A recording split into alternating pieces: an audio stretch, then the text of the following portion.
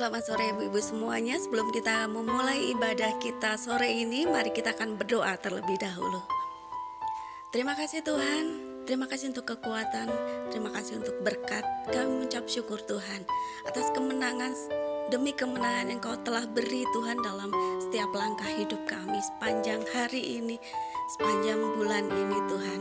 Kau terus sertai kami, Kau terus tuntun kami dan memberi kami kekuatan. Kami akan memuji Engkau terus lagi Tuhan dalam ibadah kami sore ini. Biarlah kuasa-Mu, hadirat-Mu ada dalam rumah kami masing-masing dimanapun kami berada Tuhan. Engkau tetap ada. Terima kasih Bapa, dalam nama-Mu Tuhan kami Yesus Kristus, kami mau memulai ibadah kami ini. Haleluya Tuhan, amin.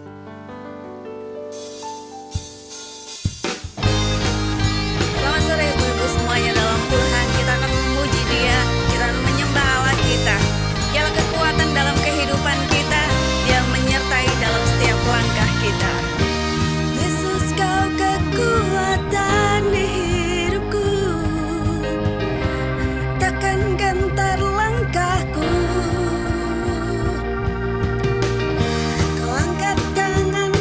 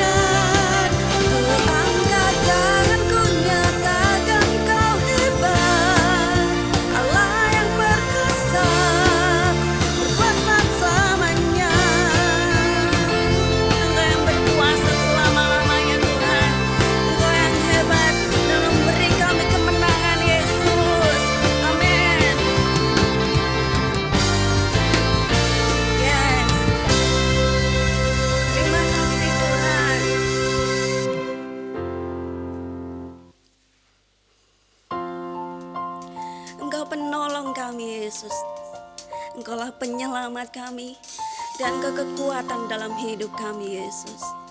Amin. Kau Tuhan, penolong dalam hidupku. Ku percaya hanya kepadamu. Kau pegang tanganku dan tuntun langkahku. Yesus, kau perlindunganku.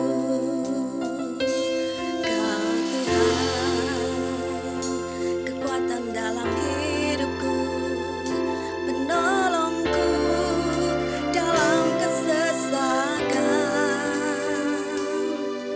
Kau gunung batuku dan pertahananku. Yesus, kau kemenanganku. Yesus, padamu ku berseru, Kaulah penyelamatku. Terpujilah Kau Tuhanku.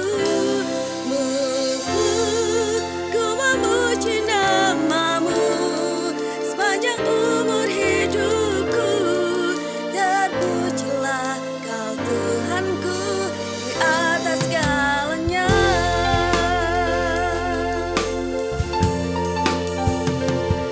Kau Tuhan, kekuatan dalam hidupku, penolongku dalam kesesakan. Kau gunung batuku dan pertahananku. Yesus, kau kemenanganku. Yesus, padamu ku berseru, Kaulah penyelamatku. Terpujilah Kau Tuhanku. Ku memuji namamu sepanjang umur hidupku. Terpujilah Kau Tuhanku di atas segalanya. Yesus, padamu ku berseru, Kaulah penyelamatku. Terpujilah Kau Tuhanku. Ku memuji namamu sepanjang umurku. Kau Tuhanku. Kaulah sumber kuatku. Kaulah kehidupanku. Kaulah pertahananku. Ku percaya padamu. Oh Yesus, padamu ku berseru, Kaulah penyelamatku. Terpujilah Kau Tuhanku. Ku memuji namamu sepanjang umur hidupku. Terpujilah Kau Tuhanku di atas segalanya.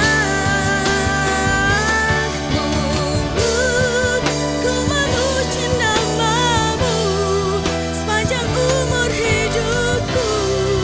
Terpujilah Kau Tuhanku di atas segalanya. Amen. Oh Yesus.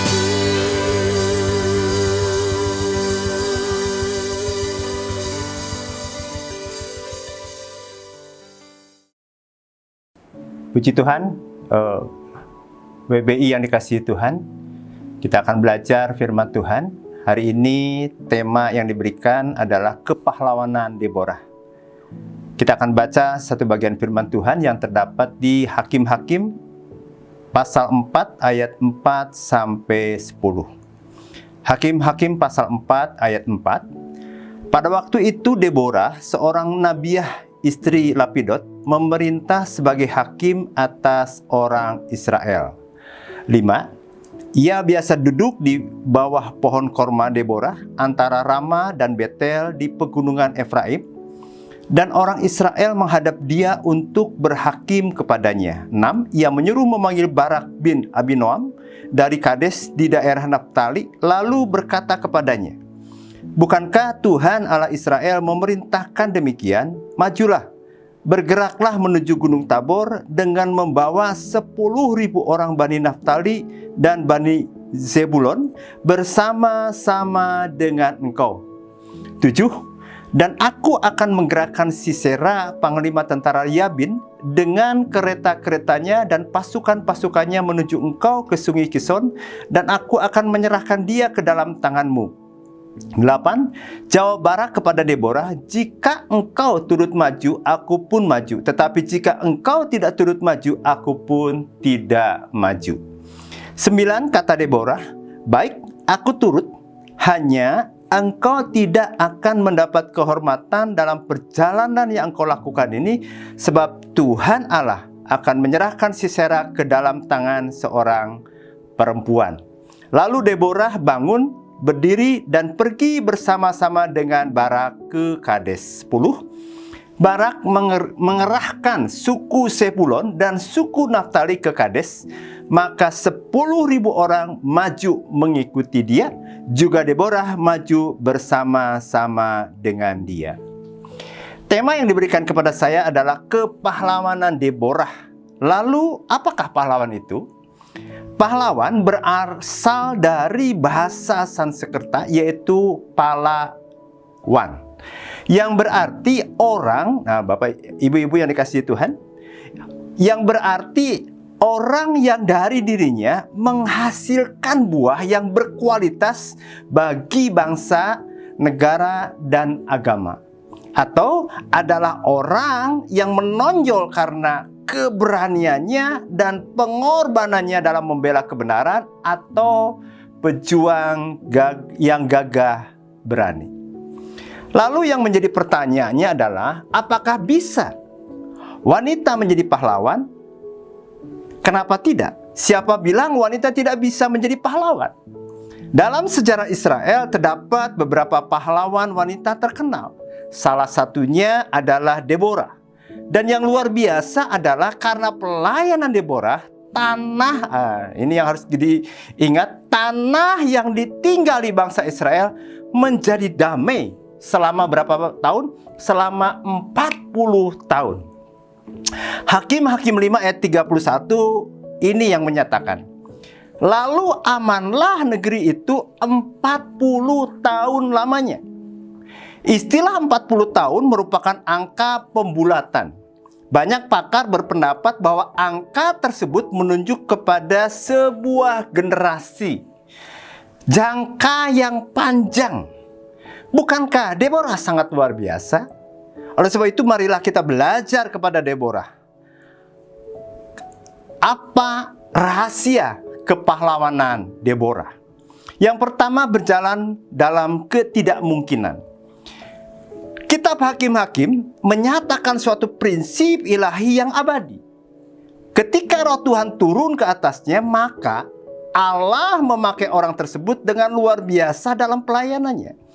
Dipenuhi oleh Roh Tuhan merupakan sesuatu yang sangat diperlukan orang-orang yang akan berkarya bagi Tuhan. Dipenuhi Roh akan melengkapi dan memampukan orang-orang yang akan melaksanakan tugas dari Tuhan, meski berat sekalipun. Pada zaman sekarang, Roh Kudus telah datang dan hidup di dalam diri setiap orang percaya kepada Kristus. Kuasa Roh Kudus tidak akan nyata terlihat jika kita terus-menerus mendukakan dan memadamkan roh. Baru setelah kita membiarkan diri kita dipimpin oleh Roh Kudus, maka kita akan dimampukan untuk berkarya bagi Tuhan dan menjadi berkat bagi orang lain. Begitu juga dengan Deborah. Ibu-ibu WBI yang dikasihi Tuhan, walaupun kenyataannya Deborah hidup pada satu masa di mana pria nampaknya mendominasi dalam segala hal, Deborah tidak membiarkan kenyataan ini menghalanginya. Deborah tidak mau keberadaannya sebagai wanita merintangi pelayanannya. Inilah satu dari sekian banyak wanita yang dipanggil dan dipakai sendiri oleh Allah. Jadi wanita jangan meremehkan diri sendiri. Bahkan kualitas kepemimpinan Deborah tidak diragukan lagi. Deborah sangat dihormati. Deborah juga seorang nabi dan wanita yang sudah menikah. Ingat, pernikahan tidak pernah dirancang untuk menghalangi pelayanan seorang wanita. Pernikahan justru dirancang untuk mendukungnya. Jika Deborah ditempatkan dalam konteks sekarang, dia akan menduduki posisi pendeta, nabi, dan pengajar. Deborah dalam kepemimpinannya sebagai hakim dan nabi yang memerintah di tengah-tengah bangsa Israel menunjukkan dan mengajarkan bahwa seorang wanita juga dapat memimpin dengan baik. Kepemimpinan tidak bergantung kepada gender seseorang, apakah dia laki-laki atau perempuan, karena hal terpenting yang harus dimiliki oleh semua pemimpin Kristen ialah pengurapan Tuhan atau Roh Kudus. Karena ketika Roh Tuhan turun ke atasnya, maka Allah memakai orang tersebut dengan luar biasa dalam pelayanannya, sama seperti yang ditujukan oleh Deborah. Mintalah supaya Roh Kudus mengurapi WBI yang dikasihi Tuhan. Ibu-ibu WBI yang dikasihi Tuhan, apa rahasia kepahlawanan Deborah? Yang pertama, dia berjalan dalam ketidakmungkinan. Yang kedua, lakukan yang terbaik. Hakim-Hakim 4 ayat 5 katakan, ia biasa duduk di bawah pohon korma Deborah antara Rama dan Betel di pegunungan Efraim. Dan orang Israel menghadap dia untuk berhakim kepadanya. Deborah adalah seorang nabiah.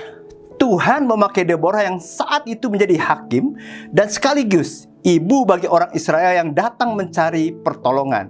Bila ada permasalahan, orang Israel menghadap dia untuk meminta petunjuk ataupun menengahi konflik. Deborah sangat mudah ditemui. Orang-orang Israel atau tepatnya untuk Bani Naftali dan Bani Zebulon yang kaya, bahkan sampai yang paling hina sekalipun, disambut olehnya untuk membawa perkaranya ke hadapannya. Ia duduk untuk mengadili dengan tenang dan sabar dan dengan setia dan penuh perhatian. Ibu-ibu WB yang dikasihi Tuhan, hidup dalam kebersamaan tidaklah mudah. Setiap orang memiliki sifat dan kepribadian yang berbeda, yang tidak mungkin diseragamkan. Penyelarasan hati dan kehendak bahkan jauh lebih sulit dibandingkan penyeragaman. Saya percaya ibu-ibu tahu persis ketika akan membuat seragam. Betapa sulitnya awal-awal, tapi akhirnya bisa ditentukan keseragaman. Jadi wajarlah bila dalam kehidupan bersama timbul pertentangan bahkan perselisihan. Malah semakin akrab katanya, semakin mudah terjadi pertentangan. Seperti halnya telur dalam keranjang, lebih mudah retak karena saling bersinggungan. Menyelaraskan ide dalam sebuah kebersamaan atau komunitas ternyata tidak mudah. Setiap orang akan berusaha mempertahankan pendapatnya, bahkan katanya dengan cara apapun sehingga teman bisa menjadi lawan. Ibu-ibu WB yang dikasihi Tuhan, pernah membayangkan bila kita harus duduk sepanjang hari setiap hari untuk memecahkan permasalahan bangsa Israel atau Bani Naftali dan Bani Zebulon pada waktu seorang diri, atau berdiri sepanjang hari menunggu giliran untuk dilayani oleh satu-satunya hakim? Sangat melelahkan, bukan? Ya, kemarin ada vaksinasi, ya, ketika ada satu tempat begitu bergelombol, lama kita menunggu. Nah, situasinya kurang lebih begitu, sangat melelahkan. Begitulah pula yang terjadi pada Deborah dan bangsa Israel pada waktu itu.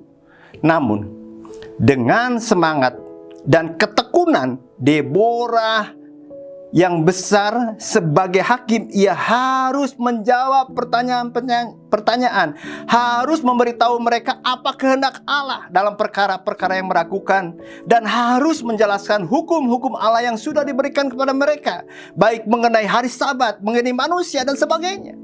Dan harus memutuskan perselisihan-perselisihan, menentukan masalah-masalah yang dipersengketakan, dan menghakimi antara manusia dan sesamanya dengan pertimbangan yang mendalam.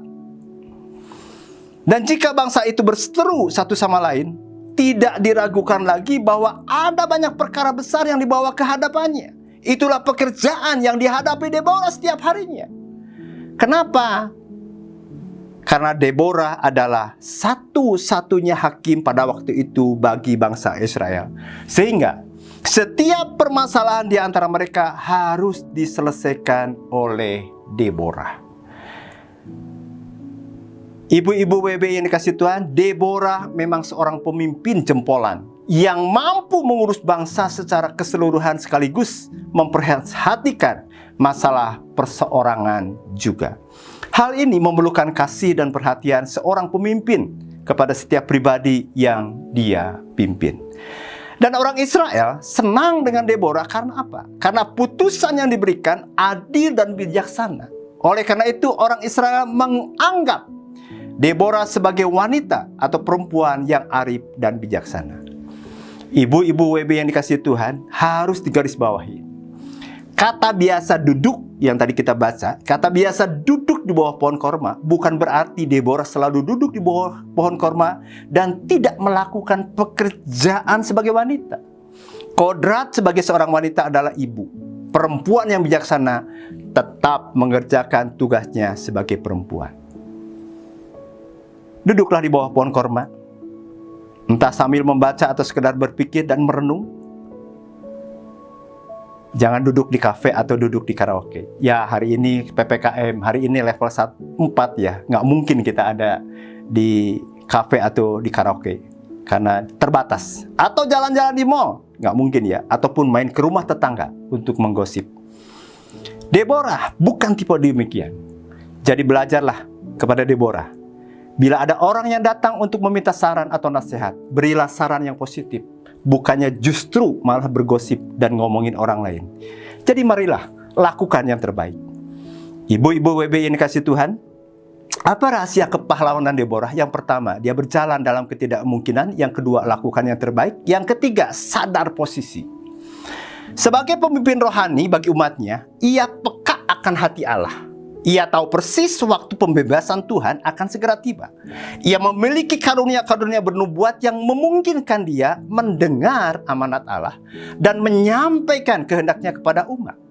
Namun, nah ini yang luar biasa, Deborah sadar bahwa sebagai wanita ia memiliki keterbatasan dalam hal kemampuan berperang.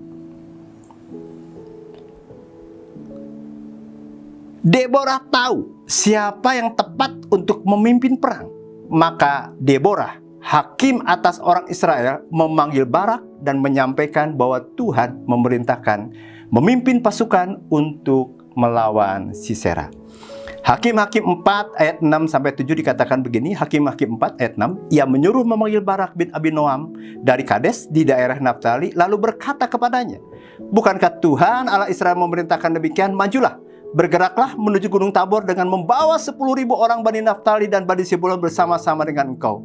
7, dan engkau akan menggerakkan, dan aku akan menggerakkan Sisera, panglima tentara Yabin, dengan kereta-keretanya dan pasukan-pasukannya menuju engkau ke sungai Kison, dan aku akan menyerahkan dia ke dalam tanganmu. Jawab Barak kepada Deborah, jika engkau turut maju, aku pun maju. Tetapi jika engkau tidak turut maju, aku pun tidak maju. Deborah memerintahkan Barak memimpin prajurit di Israel untuk menyerang Sisera, panglima tentara musuh yang melawan Israel. Ternyata, apa saudara?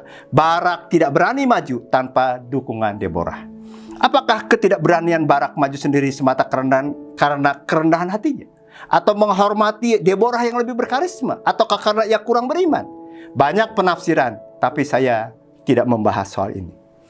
Hal yang luar biasa adalah ketika Barak menyampaikan sesuatu usulan, lihat, walaupun Deborah tahu bahwa Tuhanlah yang sudah mengatakannya, Deborah tidak memotong pembicaraan Barak. Deborah bersikap menjadi pendengar yang baik. Deborah tidak menjadi sombong ataupun memendam rasa tersinggung.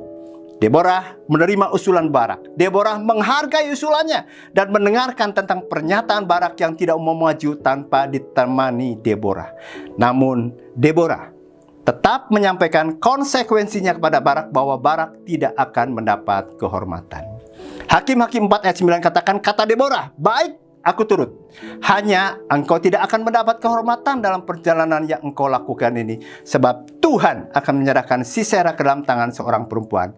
Lalu Deborah bangun, berdiri dan pergi bersama-sama dengan Barak ke Kades.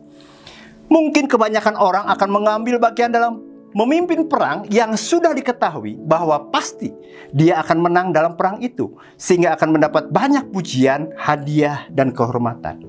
Namun berbeda dengan yang dilakukan oleh Deborah. Walaupun ia tahu persis bahwa Tuhan memberikan kemenangan, ia tetap memiliki sikap rendah hati. Filipi 2 ayat 3 dan 4, Filipi 2 ayat 3, dengan tidak mencari kepentingan sendiri atau puji-pujian yang sia-sia, sebaliknya hendaklah dengan rendah hati yang seorang menganggap yang lain lebih utama daripada dirinya sendiri. 4, dan janganlah tiap-tiap orang hanya memperhatikan kepentingannya sendiri, tetapi kepentingan orang lain juga. Deborah adalah orang yang mengerti orang lain. Barak maju. Barak mau maju kalau Deborah menemaninya, dan Deborah mengabulkan keinginan Barak agar menemaninya dalam pertempuran. Benar saja, WBI yang dikasihi Tuhan, Tuhan memakai duet Deborah Barak untuk membuat tentara Yabin kocar-kacir. Sisera yang melarikan diri kalut dan bingung. Seluruh tentaranya tewas oleh mata pedang. Tuhan menyerahkan dia kepada Yael, sehingga di kemah Yael ia dapat tidur nyenyak untuk sementara, seolah ia berhasil luput dari pengejaran. Namun cara Tuhan untuk memberikan kemenangan kepada umatnya di luar perhitungan unik dan menakjubkan. Sisera diserahkan Tuhan. Yang sangat tidak terduga adalah kemenangan yang menuntaskan peperangan ini justru datang dari seorang ibu rumah tangga yang sederhana, Yael, istri Heber, orang Keni sesuai dengan firman Tuhan. Deborah dan istri Heber, dua perempuan yang berani bertindak dalam Tuhan, menjadi pahlawan.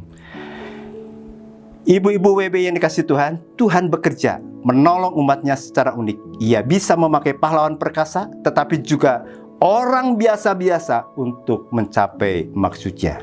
Di balik kemenangan Israel atas Yabin dan panglimanya Sisera, kita tahu bahwa Tuhan berkarya.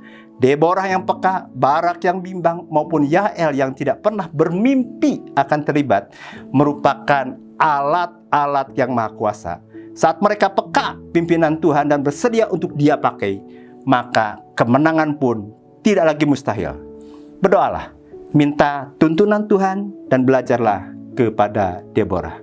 Jadi apa rahasia kepahlawanan Deborah? Yang pertama, berjalan dalam ketidakmungkinan. Yang kedua, lakukan yang terbaik. Dan yang ketiga, sadar posisi. Tuhan Yesus memberkati. Mari kita berdoa. Tuhan, terima kasih.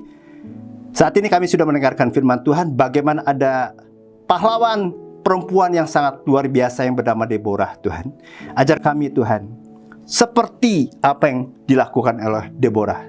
Berjalan dalam ketidakmungkinan, lakukan yang terbaik, dan sadar posisi, supaya lewat kehidupan kami, nama Tuhan dipermuliakan. Berkati WBI, GBI Pasir Koja Tuhan. Pakai Tuhan setiap ibu-ibu Tuhan, setiap wanita menjadi alat Tuhan yang luar biasa. Demi nama Tuhan Yesus Kristus Allah kami yang hidup, kami menyerahkan seluruh doa ini. Haleluya, haleluya, amin. Tuhan Yesus memberkati kita semuanya.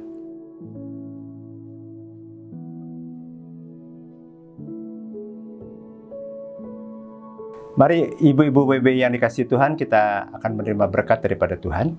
Angkat tanganmu, arahkan hatimu kepada Tuhan Allahmu. Tuhan memberkati engkau dan melindungi engkau. Tuhan menyenari engkau dengan wajahnya dan memberi engkau kasih karunia. Tuhan menghadapkan wajahnya kepadamu dan memberi engkau damai sejahtera. Oleh sebab itu, ibu-ibu WBI yang dikasihi Tuhan, percayalah kepada Tuhan Allahmu. Biarlah kasih karunia dari Allah Bapa, cinta kasih dari Tuhan Yesus Kristus, dan persekutuan dengan Roh Kudus terus menyertai engkau dalam kehidupanmu. Tuhan Yesus memberkati engkau. Amin.